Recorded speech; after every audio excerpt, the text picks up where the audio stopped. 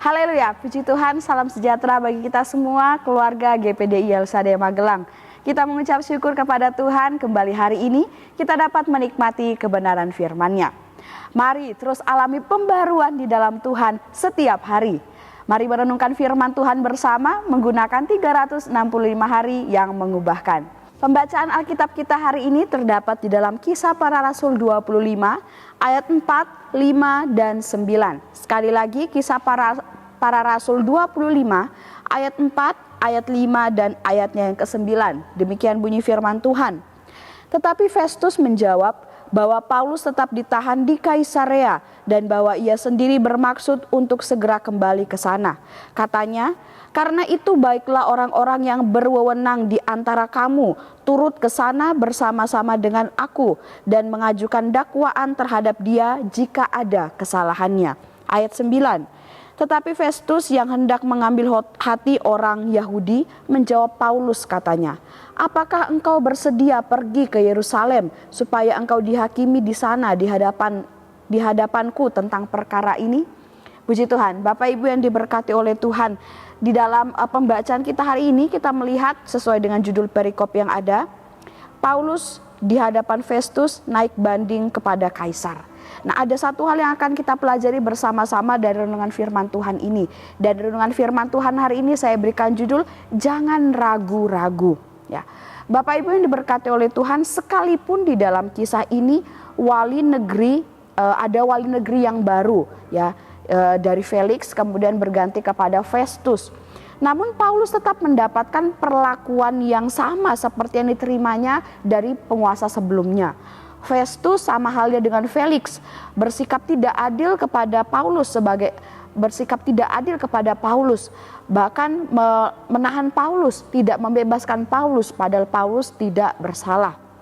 Dan kita akan membahas lebih lagi peristiwa ini menggunakan O, I, dan A. Yang pertama, observasi Bapak Ibu. Dari peristiwa ini kita dapat menjumpai tokoh-tokoh yang ada. Yang pertama adalah Paulus.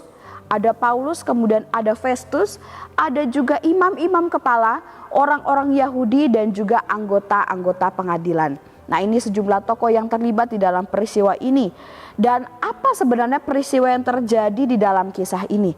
Di sini ada satu peristiwa di mana Festus mengadakan sidang pengadilan dan Paulus dibawa untuk menghadap kepada Festus. Jadi yang diadili, yang disidang itu adalah Paulus. Nah, dalam sidang pengadilan ini Paulus memberi pembelaan diri karena memang dia tidak bersalah seperti yang didakwakan oleh orang-orang Yahudi. Jadi apa yang dituduh, apa yang didakwakan oleh orang Yahudi ini sesungguhnya tidak benar. Oleh sebab itu di dalam sidang tersebut Paulus menyampaikan pembelaan dirinya dan Paulus akhirnya naik banding kepada Kaisar. Nah, mengapa peristiwa ini dapat terjadi Bapak Ibu? Ya, pada mulanya mengapa sidang pengadilan ini bisa terlaksana adalah karena adanya imam-imam kepala dan orang-orang Yahudi yang menghadap kepada Festus untuk menyampaikan dakwaan terhadap Paulus. Mereka juga tidak hanya mendakwa Paulus, tetapi juga mereka memohon satu permintaan kepada Festus, yaitu supaya Paulus disuruh untuk pergi ke Yerusalem. Dan dalam permintaan mereka tersebut sesungguhnya mereka sudah merencanakan sesuatu yang jahat. Ya, mereka sudah membuat rencana untuk membunuh Paulus di tengah jalan kalau nanti Paulus benar-benar disuruh untuk pergi ke Yerusalem. Mereka sudah merencanakan hal ini. Nah, ini adalah alasan mengapa peristiwa pengadilan tersebut dapat terjadi. Dan di mana peristiwa ini terjadi? Kita melihat di dalam pembacaan Alkitab kita, peristiwa sidang pengadilan ini terjadi di Kaisarea.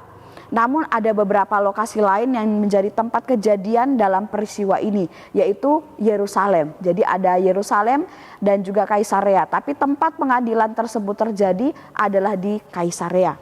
Nah, kita dapat juga menjumpai respon-respon, ya, bagaimana respon-respon dari tokoh-tokoh dalam kisah ini mengenai peristiwa pengadilan ini. Kita melihat yang pertama respon dari Paulus, Bapak Ibu. Paulus itu tetap mengikuti setiap prosedur yang ada.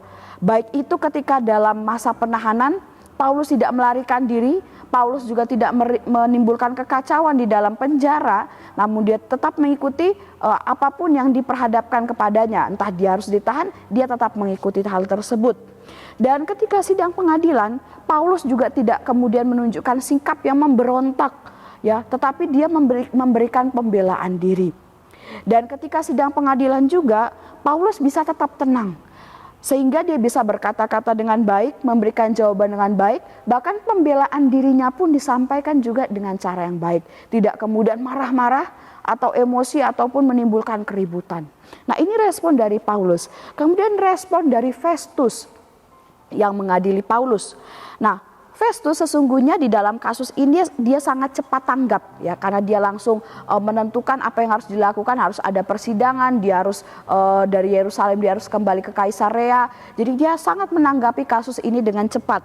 Dan namun Festus ini adalah seorang yang peragu, Bapak Ibu. Dia orangnya bimbang. Nah, ini respon dari Festus. Awalnya dia tidak terpengaruh dengan dakwaan orang-orang Yahudi terhadap Paulus.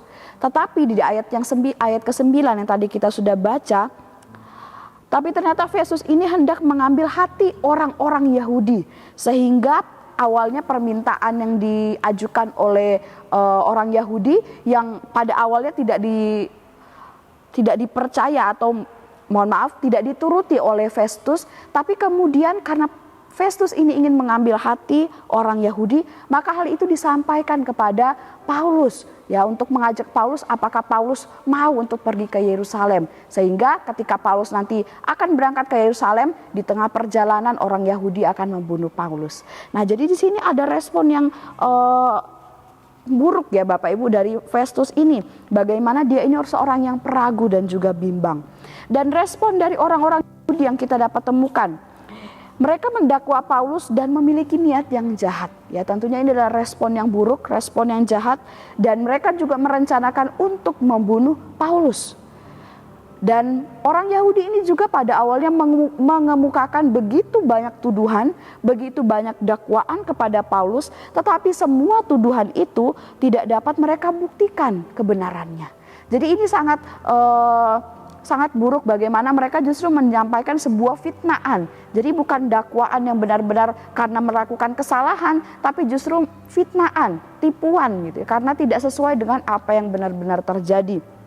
Nah, Bapak Ibu yang diberkati oleh Tuhan, dari kisah ini, ya, pelajaran apa yang dapat kita ambil? Nah, ini menjadi bagian yang kedua, yaitu interpretasi dari observasi yang kita sudah lakukan bersama-sama. Kemudian apa yang selanjutnya dapat kita ambil menjadi pelajaran dari kisah ini, dari peristiwa ini. Bapak Ibu, kita belajar bersama-sama, jangan sampai kita menjadi seorang yang sama seperti Festus. Jangan menjadi orang yang ragu-ragu dalam mengambil keputusan yang didasarkan atas kebenaran. Awalnya tadi Festus sudah benar, dia tidak langsung menuruti keinginan orang-orang Yahudi, tapi dia kemudian membuat sidang dulu, membuat pengadilan terlebih dahulu supaya dapat diputuskan dengan baik. Tapi karena dia ini adalah seorang yang ragu-ragu, kemudian dan dia ingin mendapatkan hati atau menyukakan hati orang Yahudi, pada akhirnya langkah yang sudah benar yang dia sudah lakukan kemudian berubah. Ya, dia menjadi bimbang, dia menjadi ragu-ragu, dan pada akhirnya dia mengambil satu keputusan yang salah. Ada kesulitan yang akan dialami oleh orang yang tidak berani tegas dalam mengambil keputusan berdasarkan kebenaran. Selain merugikan orang lain, tentunya juga akan merugikan dirinya sendiri. Nah, kita melihat bagaimana orang-orang yang demikian hidupnya pasti akan mengalami kegelisahan, Bapak Ibu. Ketika dia ragu-ragu dalam mengambil keputusan sesuai dengan kebenaran, ya, padahal dia sudah melakukan hal yang benar, dia tahu yang benar, tapi dia kemudian berpikir-pikir, menimbang-menimbang kembali, mana yang harus saya ikuti, mana yang harus saya putuskan, dan pada akhirnya pilihannya jatuh kepada hal yang salah. Tentunya itu akan mendatangkan keburukan, ya. Ada juga akibat atau kesulitan yang akan dialami oleh orang yang tidak berani tegas mengambil keputusan dalam kebenaran. Pada awalnya kita akan bisa menjadi orang-orang yang gelisah hidupnya, karena tindakan kita bertentangan dengan hati nurani, bertentangan dengan kebenaran yang kita ketahui. Dan lama-kelamaan itu bisa mengakibatkan hati nurani kita menjadi tumpul dan tidak peka lagi terhadap kebenaran. Sehingga pada akhirnya banyak hal-hal buruk yang justru kita lakukan setiap waktu. Kita justru setiap hari akan mengambil keputusan-keputusan yang salah. Karena kita tidak berani tegas mengambil keputusan sesuai dengan kebenaran. Ragu-ragu, bimbang. Nah karena itu Bapak Ibu jangan pernah kita lalaikan setiap kebenaran yang sudah kita ketahui. Kebenaran yang muncul di hati kita, kebenaran yang muncul dalam pikiran kita. Ketika kita akan mengambil suatu keputusan atau menentukan sesuatu. Dan marilah kita mau bertindak sesuai dengan kebenaran, mengambil keputusan sesuai dengan kebenaran. Ibrani 3 ayat 15. Tetapi apabila pernah dikatakan pada hari ini, jika kamu mendengar suaranya, janganlah keraskan hatimu seperti dalam kegeraman. Ini firman Tuhan mengajarkan kita saat ada suara Tuhan yang berbicara tentang kebenaran di dalam hati kita. Jangan kita abaikan, jangan kita keraskan. Tapi mari kita mau ikuti sehingga keputusan kita, apapun yang kita tentukan itu sesuai dengan kebenaran Tuhan. Nah selain itu kita juga perlu untuk menajam kepekaan kita akan kebenaran, yaitu melalui firman Tuhan yang kita bisa baca, yang kita bisa dengarkan. 2 Timotius 3 ayat 16. Segala tulisan yang diilhamkan Allah memang bermanfaat untuk mengajar, untuk menyatakan kesalahan, untuk memperbaiki kelakuan, dan untuk mendidik orang dalam kebenaran. Jadi Bapak Ibu yang diberkati oleh Tuhan, mari kita mau berani tegas mengambil keputusan berdasarkan kebenaran sesuai yang muncul di dalam hati kita, sesuai dengan kebenaran yang kita ketahui yang berasal daripada Tuhan. Dan kita juga terus memperdalam, mempertajam pengetahuan kita akan kebenaran, yaitu firman Tuhan. Bagian yang terakhir, aplikasinya Bapak Ibu, dari pelajaran yang kita dapatkan melalui peristiwa ini. Hal apa yang kemudian harus kita lakukan dalam kehidupan kita sebagai seorang Kristen? Yang pertama, lakukan segala sesuatu menurut kebenaran firman Tuhan. Dan juga berani tegas mengambil keputusan tentunya juga berdasarkan firman Tuhan.